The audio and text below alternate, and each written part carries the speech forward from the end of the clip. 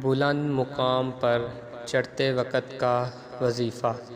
رسول اللہ صلی اللہ علیہ وسلم جب کسی غزوہ یا حج اور عمرہ سے واپس ہوتے تو جب بھی کسی بلند جگہ کا چڑھاؤ ہوتا تو 3 مرتبہ اللہ اکبر کہتے اور یہ دعا پڑھتے: لا الہ الا اللہ وحدہ لا شریک لہ لہ الملک ولہ الحمد وہو علی کل شیء قدیر۔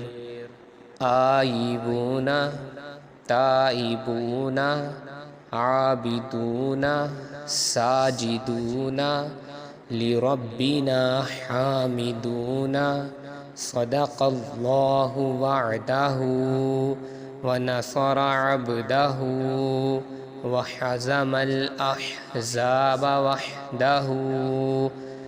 ترجمہ: اللہ کے سوا کوئی معبود نہیں، وہ اکیلا ہے، اس کا کوئی شریک نہیں، ملک اسی کا ہے اور حمد اسی کے لیے ہے، وہ ہر چیز پر قادر ہے۔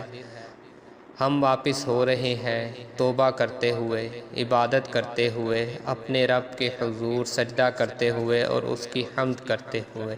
اللہ نے اپنا وعدہ سچا کر دکھایا، اپنے بندوں کی مدد کی اور سارے لشکر کو تنہا شکست دے دی۔ صحیح بخاری حدیث نمبر 1797۔